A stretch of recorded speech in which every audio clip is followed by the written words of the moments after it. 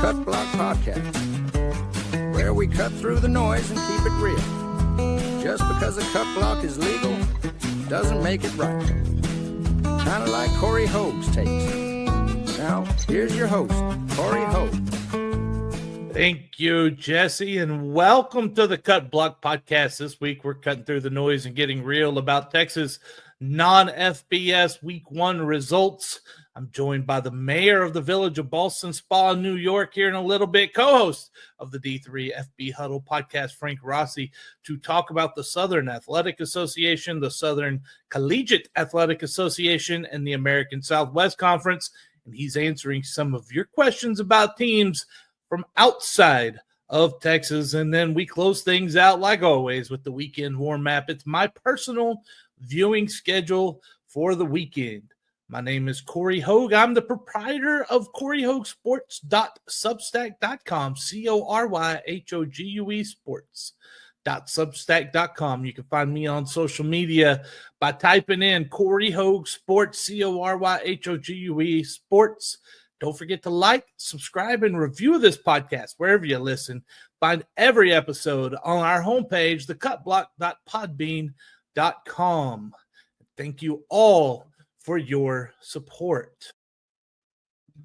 I don't often dive into weekly results on this podcast. A lot of times it comes out on a Wednesday night. You've already looked past last weekend. You're looking forward to this weekend. And that's kind of where I focus. But Week 1 had so much. I'm going to go back and touch on this. Starting with the best win of the weekend by far was Tarleton. You've heard about it. You know about it. Everyone heard about it. They defeated Army 30-27 in double overtime. I'm not fully surprised by it. And you can read my full reaction on the Cory's Clipboard reaction piece on Substack.com. But at the same time, I'm going to pump the brakes for a bit. Sure. Listen. Best win in program history, tremendous win for Tarleton, publicity, marketing, everything through the roof. It was fantastic. It's a great result. But the only reason I'm pumping the brakes is don't know that they're at the top of the FCS right now. I would put them around 5th. That's where polls have them. And I'm kind of surprised at that. I thought there might be a little overreaction to bump them up a little higher. But when I talked to Coach Whitten during the preseason for the Dave Campbell's Texas Football Magazine, he mentioned that what they noticed last year when they went on the road in the playoffs and played those teams from the Missouri Valley Football Conference, and same thing from Coach Killo. He told me the same at UIW. The difference is the offense and defensive line. I don't think we've seen enough to say that Tarleton has made the strides necessary to compete with the North Dakota states, the South Dakota states, the Montana states, the South Dakotas. I don't know that we're there yet. Yes, we'll find out. Another thing to remember is this was Tarleton's second game. They had their first game. They went on the road to Portland State. And by the way, that does make this very impressive, right? They went to Portland State on a Saturday, week 0. Six days later, they were in West Point, completely across the country to play another football game. That's not easy. They deserve all their flowers for that. But it was still Army's first game. And the worst game a team plays every year, you hear it all the time from me, is their first game. Tarleton had a chance to kind of get in, correct some things. Maybe that played a role in it. Maybe it didn't. We're going to find out. Tarleton is really good. They're a top 5 team in FCS. That I know. Are they good enough to compete with teams in the top tier above them for a national title? We're going to find that out. They're not the only team that had an impressive victory this weekend. There was another program that put up the best win in their history, and that is UT Permian Basin. UTPB defeated number 5 Central Oklahoma 34-14, and to be honest with you, it really wasn't that close. Cannon Gibson's the quarterback at UTPB now. He transferred in from West Texas A&M during the offseason. He was outstanding. He operated the offense well, picked up some huge first downs with his feet, and that defense was really, really solid in that game. Also, I thought that the head coach, Chris McCullough, he made a couple of really good decisions in there that kind of helped change kind of the path that this game was on. One of them in the second quarter, a fourth down and a couple, and he from the UCO 28-yard line. Normally he's going to go for those. In years past, he would every time, 100%. He punted. They punted a 21-yard punt, put him at the 7-yard line. Defense forced a 3 and out. The Falcons got a field goal out of that. That was huge. And then the next one came in the third quarter. UCO came out the gate. They had scored a touchdown. They took a 14-13 lead. Momentum was on their side. UTPB got the ball back. They had a fourth down and short, 2 yards, I believe it was, their own 45, 46-yard line. And this time, McCullough decided to go for it. And Gibson picked up that first down. And about 2 plays later, they're in the end zone. And that was all that was needed. From there, the Falcons rolled. Good win. The Falcons with Angelo State yet? I don't know. We're going to find that out as well as the season goes on. But they definitely are probably, them and Central Washington are the top threats to the Rams Lone Star Conference dominance. And speaking of the Rams, they beat Fort Hays State 28-7.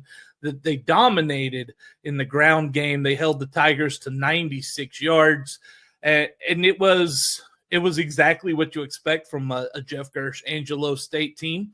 They were 7 of 13 on third down in the first game of the season. That is incredibly efficient for the first game of the season. Angelo State looks to be for real again this year. But it wasn't all good. There was one team that took a pretty good beating last week, and that was Texas Wesleyan against Lindsey Wilson. I don't know if it's so much about talent in this game as it just seemed off. The Rams seemed off from the beginning. The Blue Raiders gained momentum early in the second half when the game was still close. Look, Lindsey Wilson owned that first half too. They came out in the second half and they got a play that honestly probably shouldn't have been called a touchdown. Okay, let me clarify. It should not have been a touchdown. This was a double forward pass. I'm going to show you the play right here. If you're listening, you'll hear it. If you want to see the play, check out my YouTube, Twitter, Facebook, Cory Hogue Sports. You're probably going to see this clipped and played as well on social media. Here's the play that gave Lindsey Wilson everything in momentum-wise and pretty much decided the rest of this contest. Kaya Sherrard all the way in near the line of scrimmage. They'll put a man in motion, a little jet sweep, and the throw back the other direction to Lamb. Wide open, it's Sherrard. He's got it at the 40, 30, 20, 10, 5. Touchdown, Blue Raiders. Goodness gracious. I'm sitting here thinking, oh, no, he threw that ball so far backwards he's going to lose yardage on the play. Little did I realize that Sherrard's standing down here with nobody within the same zip code.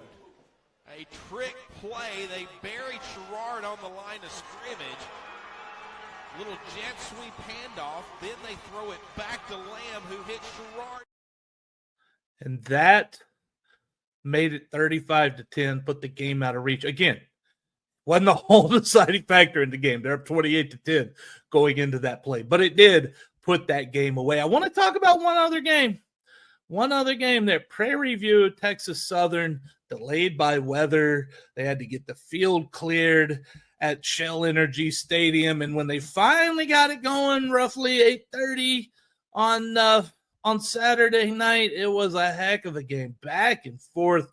Prairie View showed a lot of heart, showed a lot of moxie. Texas Southern went down, scored, took a lead, 21-16, with just over a minute left in the game. And Prairie View took the ball, drove right down the field, and on the very last play of the game, Cam Peters, Kilgore transfer, throws a touchdown pass in the end zone, led the receiver wide open beautifully, and Prairie View picked up a 22-21 victory. We'll find out more about them this week. They have UTRGV. I saw earlier that UTRGV is favored in that game by 2.5 points. I don't know if I buy that, but we're going to find out on our own. The Cut Block Podcast is listener supported, and if you have the means, I'd be honored to have you as a paying subscriber over at CoryHogueSports.substack.com, CoryHogue Sports.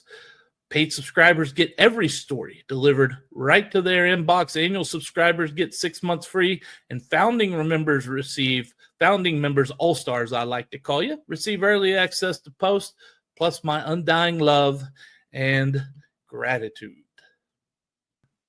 It's time to head down to the Gridiron briefing room, and we bring in a very special guest this week. You may know him as co-host of the D3FB Huddle podcast. You can find him on Twitter at D3FB Huddle.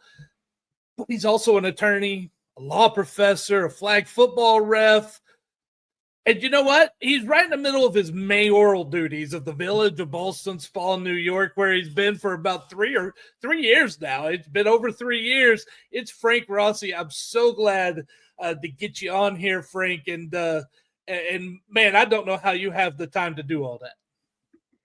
Cory, some of the things you listed keep me sane or keep me active. When I'm not in this office, you caught me in the mayor's office today.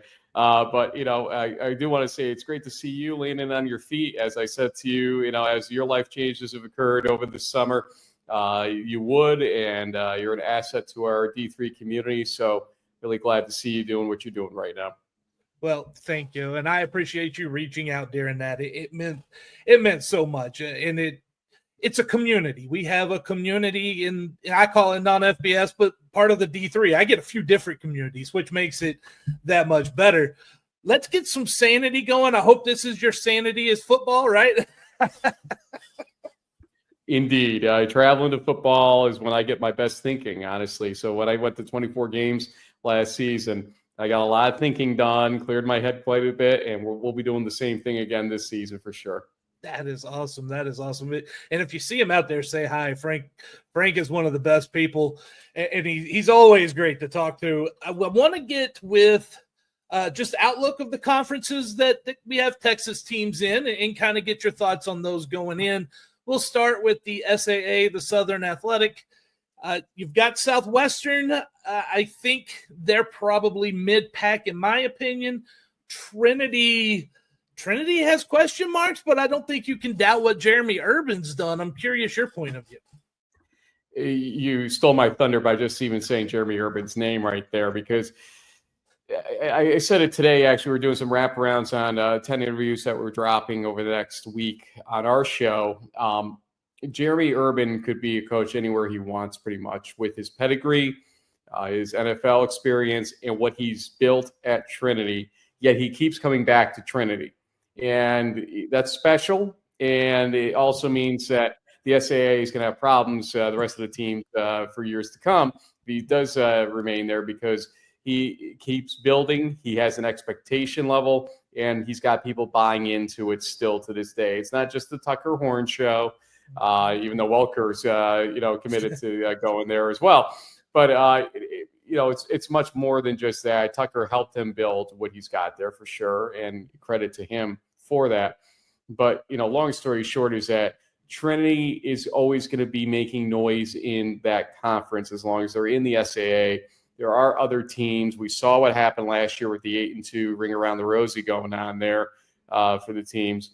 But long story short is that I think Trinity has to be in the conversation. Southwestern probably, as you said, I view as a mid-pack team still. Barry and center will have some things to say about things down the line here too. So I think it'll be an exciting race in the SAA. I'm still going to give a little slight wink and nod to Trinity, though, even though they may not be the favorite for some people. Yeah, it's hard to go against him. And Jeremy Urban, you just a fine human being, fantastic all the way around. And and he keeps finding a drive there. He loves that place. He's got a drive to keep going. He does a great job, like you said. The SCAC, this one, pick it up. Now, they're going to have a little tournament at the end of the year in Little Rock, which I find to be interesting, to determine their champion. And so that's an automatic qualifier in a couple of years. Now they still got to make the at-large bid. But that one there, I think you got, we got a couple of Texas teams at the top of that one.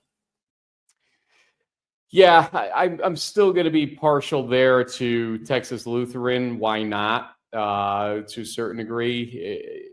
I don't think it's broke, so don't fix it mentality there. I think the coaches poll was a little bit odd how some of that played out. Somebody giving a first place vote to Centenary. And I defend it in one hand, but on the other hand, I get why there was criticism on that thing. But I think we're going to learn a lot in the first game right away, which is, the take 2 on Trinity, Texas Lutheran this year to see if Trinity kind of gets their head out of their, locations early on enough to win that game this go around, or Texas Lutheran is legit enough to do it again. A lot of questions about Texas Lutheran in their playoff game performance and how that went for them. So they have some things to prove here too. But I'm going to still give a slight edge here to Texas Lutheran this year in the SCAC. I do want to, as an aside, and this was asked of us on our show about that championship weekend, any conference should be doing it, because what it's doing is it's sort of priming your teams, if they end up with 2 losses at the second place team, to have a much better NPI resume at the end of the day. Because if they're going to take the second loss, then at least do it against a team that's going to keep the NPI floating higher that way. And so I am a believer that any conference that has the option to do this and line up 1 versus 2, 3 versus 4, et cetera, down the line for their conferences should be doing it, even if they're not in a divisional structure. It just is going to help the NPI formula, I think, for those teams, unless they pick up a 3rd loss or a 4th loss scenario there.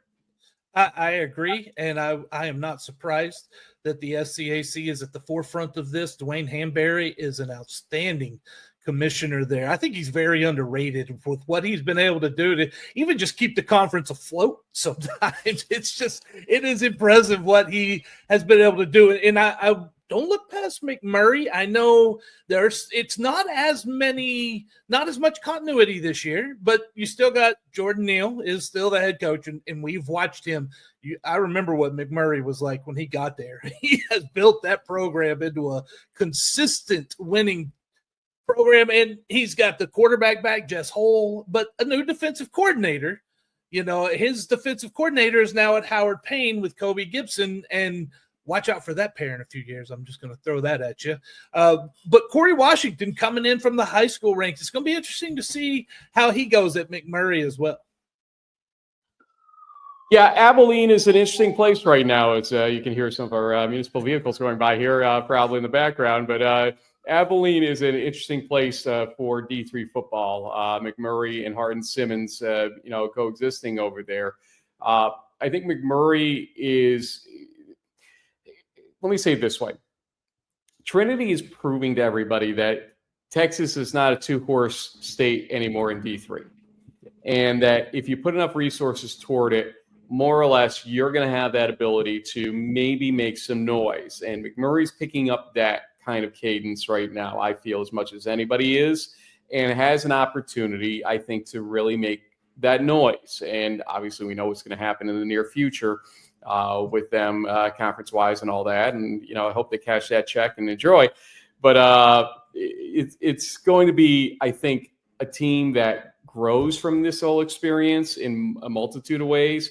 I think that they know that, just like Texas Lutheran has found out, I think, you have the ability now in Texas to make headway in the playoffs with the expanded playoff system. So throw resources at it, see what you can do. Doesn't mean they'll win it this year, but I think it gives them enough momentum as they begin to make some future changes, obviously, with what's going to happen. And so the conference they're headed to, the American Southwest. So let's go ahead and talk about them. That's always a 2-horse race. right now, I will say, this year again. But ETBU, you can never fully overlook them. A couple of mistakes, they take advantage. They're going to be dangerous there. Howard Payne's just building. It's a continual build right now. But those top two, man, Hardin Simmons won 2 in a row. And I'm seeing and hearing some Mary Hardin Baylor people that are feeling disrespected that they're not getting the national fervor that they are used to. But I think the last couple of years, they're the reason they're not getting that right now.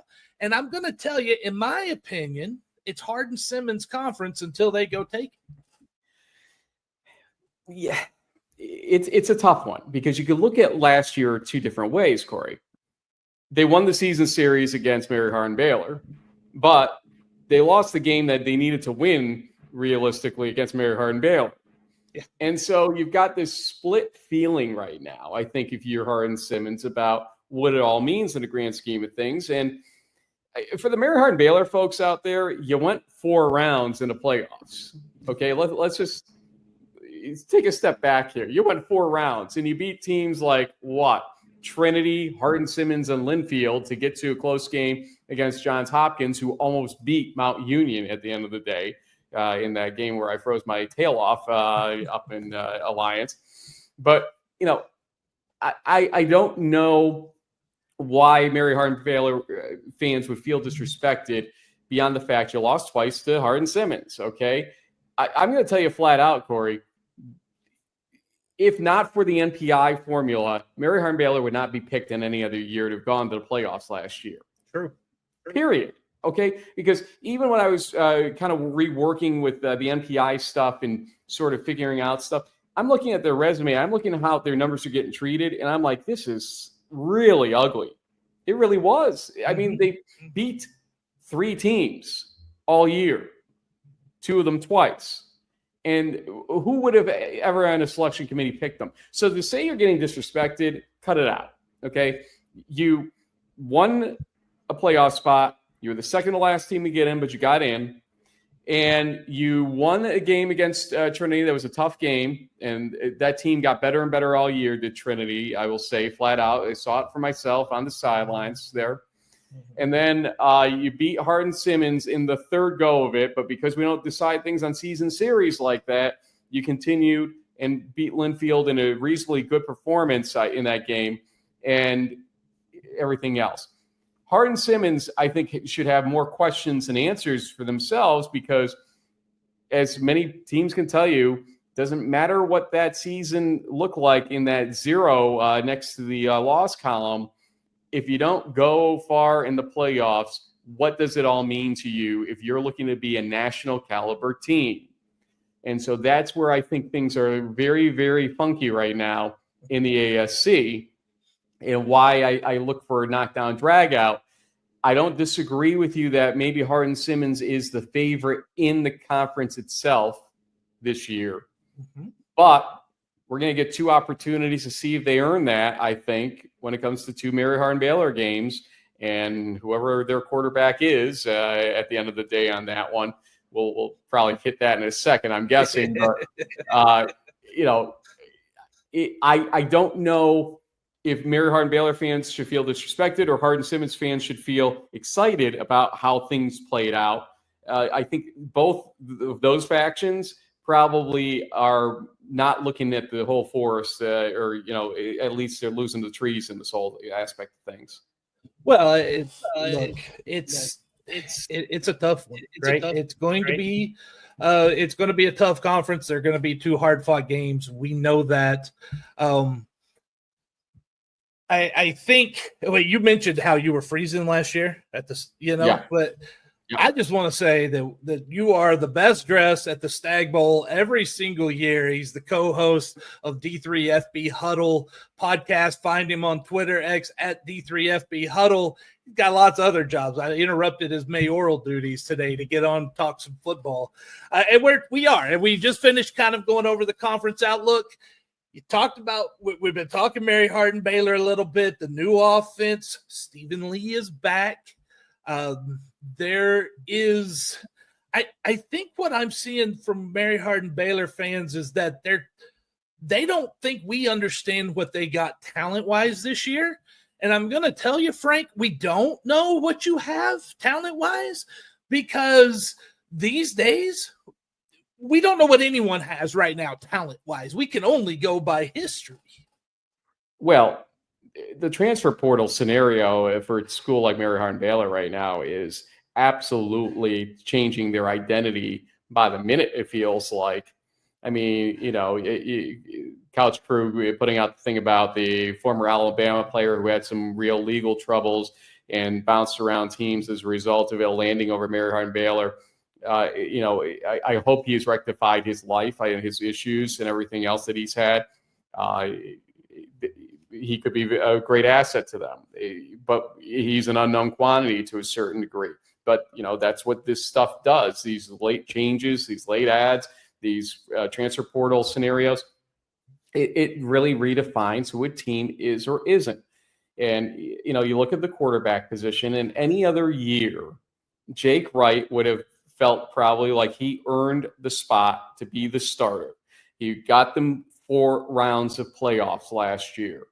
But because they're able to bring in some D1 transfers who didn't really play a lick much of anything last year from my knowledge of who they are, but just because of their pedigree and quality coming in from those upper levels, he's got to look over his shoulder. And we had Kyle King weighing in on this on Twitter with me on this. I still believe that you have to have loyalty to somebody that knows the system and performs well in the system in these situations. And if you don't, it's actually going to open up the revolving door further in future years, because other guys out there that didn't get the opportunities are going to say, hey, if Jake didn't get that opportunity, he didn't get the starting role, then why am I sticking around ultimately?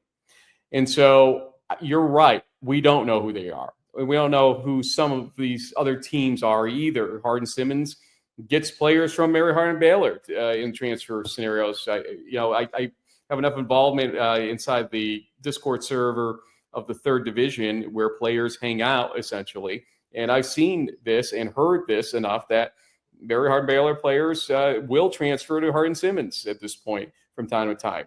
Well, you and I both know we never, ever would hear of that happening back in the old days because it just wouldn't. Yeah, okay. Yeah. Brutal rivals. You just don't do it. Now people do it. Players do it. Yeah. So no. I don't know who they are. I don't know who they are. You're right. I know that Mary Hardin-Baylor will get a good pedigree of player every year at every position. Whether or not it gels year to year, that's where the challenge, I think, it comes. And we'll see how Coach Lee can do with the offense ultimately, too. Yeah, no, and look, I think we've seen Stephen Lee's performance calling that offense. He's won 3 Stag Bowls with that, and it, him and Larry Harmon teaming up again, to me, maybe not this year, but soon, that's going to be a dominant force again. I've got some questions. I got one from Texas here. I asked the people to give us some questions. I got some national questions. So I got the perfect guy to get those answers here. First off, how many D3 football teams from Texas make the playoffs in 2025? Well, if we base it off my thinking that Texas Lutheran at 9-1 probably again, or something along those lines, probably make it. There's 1. I think Trinity makes it from the SAA too. And I think Mary Hardin-Baylor and Hardin-Simmons both can make it this year. So there's 3 and 4. So I will say 4, but that creates problems of sorts because if things play out again, we're going to end up with rematches possibly, or those teams taking each other out in the first and second rounds of the playoffs now. So that's where I get a little bit disappointed to say 4, but it could play out differently. Let's hope the committee does a little bit different, shaking things up to the degree possible to not have that happen. But I will say 4. Yeah, hey, I think that is about as solid a number. I might make an argument for a 5th if McMurray does really well and they split with TLU on that season stuff, maybe. But I think 4 is probably the max that they could get in there. Having the Trinity game for Texas Lutheran and having the Hardin-Simmons game for McMurray scenario, I assume they're playing again this year, if I remember correctly, in scheduling. We'll check. We'll have our crack staff verify this, but because they did play, I think, last year, if I remember correctly. So I don't Trinity know and Mary Hardin Baylor. No, McMurray, Hardin Simmons. Yes, yeah, no, they are continuing that one. Sorry, I got sidetracked. Yeah, Dog had to go outside. But so Trinity, Texas Lutheran is a good NPI game. So is the Hardin Simmons McMurray game. So they would both, even if they lose those respective games, they'll have kind of an equal slate going at it if they were to split their own games down the line. So I don't know. It'll be interesting to see how that would play out. I think 12 or 13, I guess it is this year, Pool C teams. Still not many when you look at the fact that we have 241 teams nationally, and 28 of them are 27 of them are getting the automatic bids this year. So still 214 teams minus the SCAC, 204 teams vying for basically 13 spots. So if 5 teams get in from Texas, that's something else, because you don't have the quantity of teams necessarily to justify that in the ratios of it all, but it's not impossible. You're right about that. I think it says a lot about the state of D3 football in Texas that we are talking about that many possibilities now. Sure. And there's always been 2 or 3 at times, but it's really the level of football has picked up some. Okay, nationally, and this one is going to interest a lot of people in Texas as well. What is the status of quarterback situation at Wisconsin Whitewater? I think Jace Rindle would love to know the same thing. Did he submit the question? No, it wasn't. It's a national. It was someone that was national was asking that. But yeah, no, I'm with you. Well, I think that after last year's situation, they're taking very seriously the competition there, and they have a right to there. Okay, I may have been a little bit judgmental about Mary Hardin Baylor's situation nationally, but I don't blame Whitewater because they haven't had a consistency whereby they could feel comfortable. I mean, you look at last year, and Mary Hardin Baylor just serving it up against them in their game there, and there was just no consistency from that point forward at all. So I think that they are still going to go into next week, or we're doing this on the Friday before basically what leads up to the kickoff. So going into that final week, I think they're going to name somebody, sure, but I don't know for sure who it is. I think Coach has been hedging a little bit on that from the stuff I've seen. If he's named somebody, I haven't seen it, but more power to him if he can at this point.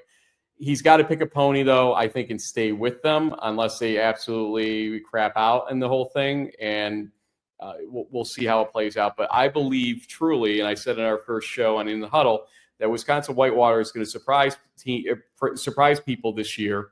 I think they're going to do better than most people assume based on last year. I lived through Whitewater 2012, like the rest of us, after they lost to Buffalo State to kick off that season. And then, they bounce back because they have, I said it today, the stadium, the facilities, the alumni base, and the history to demand and achieve that excellence again. 6-4, it won't be, I don't believe, again for them this year. Yeah, no, I can't see that program staying down very long. A couple more questions real quick, and we'll get you out of here. Thoughts on the Johnny's new quarterback? Don't know enough yet, honestly. I will tell you that we're doing our top 40. We're releasing on Sunday, and we did get one person to give a number 1 vote to St. John's based on, I think, that idea of things too. So I don't know enough. I want to see some production. I want to see how it plays out because I've lived around D3 long enough to know we've gotten a lot of overhype on certain players way too early. Only for them to fizzle out. Doesn't mean that's going to happen here. I've learned not to give too much credence to, the new guy in. North Central and Mount Union, to a certain degree, we could say the same things about, and they are the defending SCAC Bowl champion and runner-up last year with new quarterbacks. I would never bet the house on that new quarterback if we knew who it even was in both cases. We don't know who North Central's is still. and they've got till the 13th before they kick off. So they've got some extra time on that one. So for the Johnnies, we know that they've had a history of good quarterbacks there for sure. So I'll have some faith in that, but let's let a couple games play out here before we get. I've increasingly taken the prove it to me theory as well. Like I'm going to believe it when I see it. The hype and the talk, we get that all the time. Last question goes well with the podcast. I think you're going to love this one. Can the Coast Guard make the playoffs?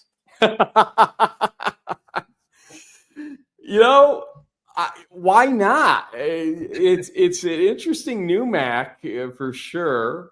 I don't know if Springfield runs the table this year, and Coast Guard beat Merchant Marine. But imagine a scenario, mind you, that Coast Guard Merchant Marine is at Fenway Park this year. Oh, imagine a scenario where those two teams come in a position, both of them, to win the new MAC in that game.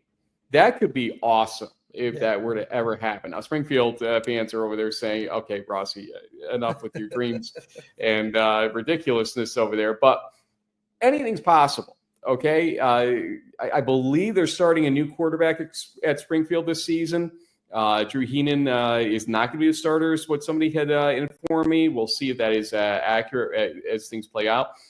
Coast Guard, it was only a matter of time before they'd be in more of a, their back type position. I knew that, but we'll see. This could be an interesting season for the new MAC and Coast Guard and Merchant Marine especially. And I would love to see that happen, honestly, in some ways, just to have it go down to the wire like that with those two teams in Fenway. Yeah, no, I would too. I would too. Well, that was I've taken up far more time of your time than I intended to, but thank you, Frank, so much for joining us. Tell everyone where they can find you, kind of lead them to your stuff, because I know you got stuff all over the place. Yes, I was uploading yesterday. I agree with you. Yes, we do. Our mainstays are honestly Twitter and Facebook for our long form shows.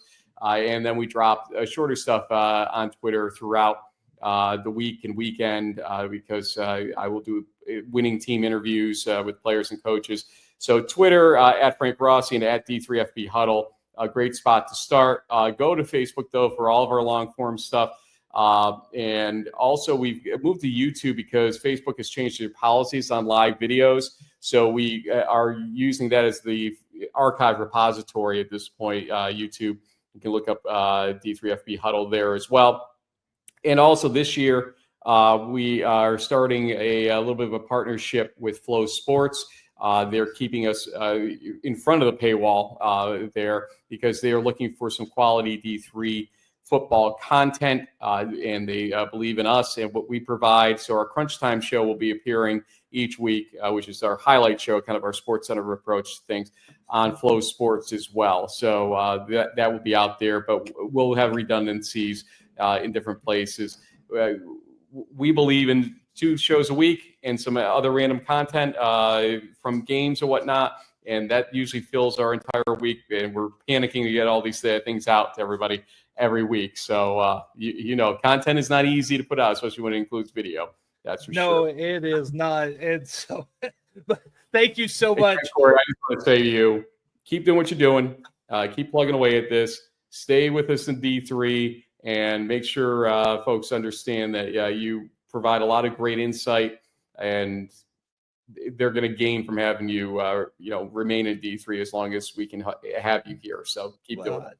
Thank you. And I'm here because of the love I get from the people. That's what's here. And for me, like I said, I get multiple levels, FCS, through D2, D3, and the love-hate relationship that people think I have with these teams. It's fun. It's why you do it. It's why we love football. It's why it could be a break for some of us from reality.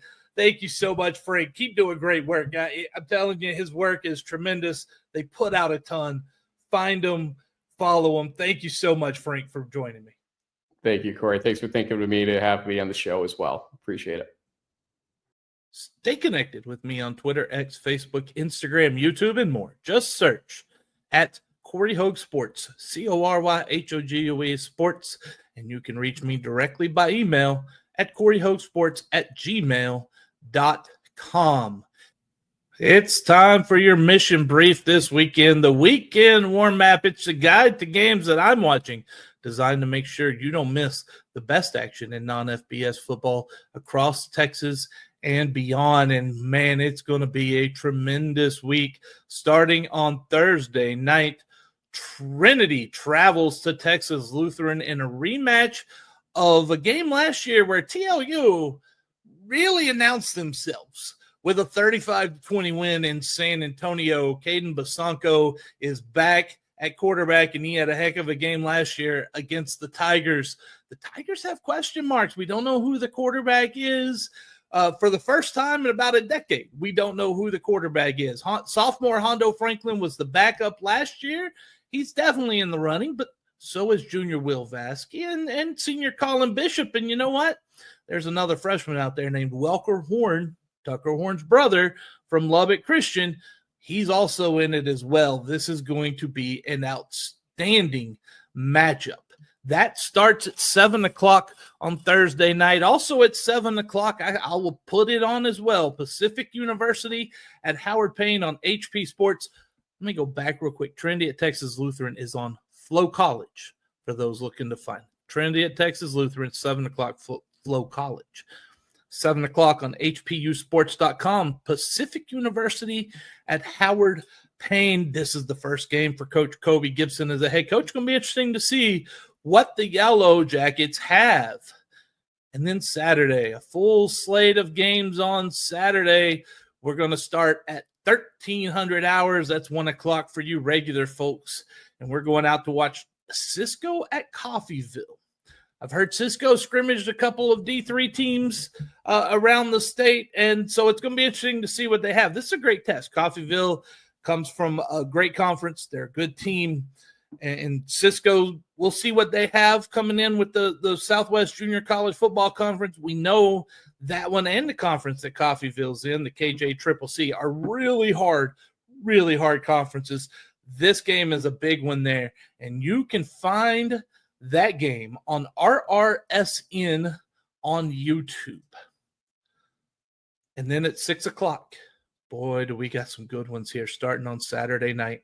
6 o'clock, South Dakota at Lamar, 1800 hours, ESPN Plus. I see South Dakota is an 18.5-point favorite at Lamar. Ooh, I don't know about that. They met in 2023, Peter Rossamondo's first year with the Cardinals, and that was up in the Dakota Dome in Vermilion. And you know what? Lamar only trailed 7-6 at the half. This is a whole different Lamar team this is a Lamar team that we've been hyping as ready for playoffs, as a team that could make the FCS playoffs this year. Now, I'm not going to sit here and tell you the Cardinals will win this game. I don't think it's 18 points, but if Lamar does win this one, you might as well go ahead and put that as a huge feather in the cap. It will make noise. They will announce themselves. This is the chance for the Cardinals to make a humongous statement even before they get into conference play, and would put them up there with Stephen F. Austin and UIW as challengers for the Southland Conference automatic bid later on. And then that's just 1,800. 1,900, a couple of good ones start. Stephen F. Austin at Abilene Christian, also on ESPN Plus. Another rematch. They met last November, last game of the regular season. Stephen F. Austin with a backup quarterback. Abilene Christian already secured a bid to the playoffs with the United Athletic Conference title. And the Lumberjacks manhandled the Wildcats. Don't think they forgot about that. Don't think they did. And now the Wildcats are at home in the return trip with SFA. This is a humongous game for both teams.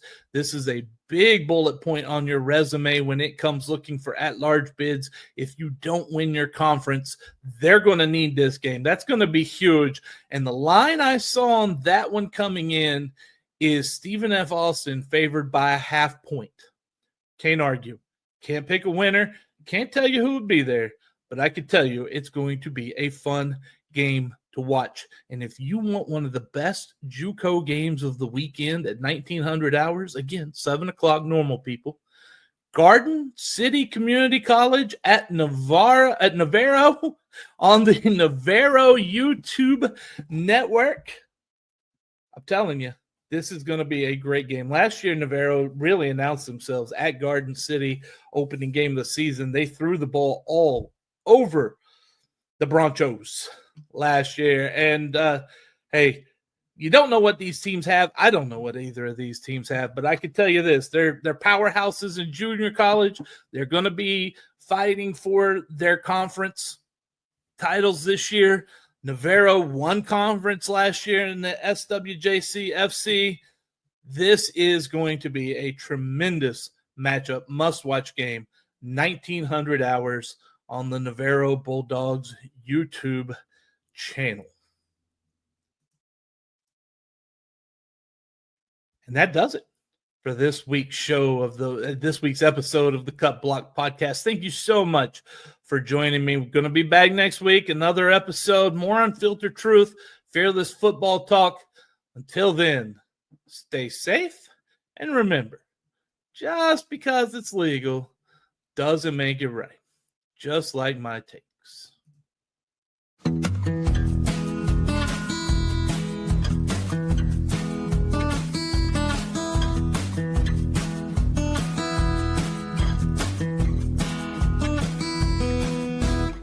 Thank you for listening to the Cut Block Podcast with Cory Hogue. Remember, the cut block might be legal, but that doesn't make it right. Just like Cory Hogue's takes.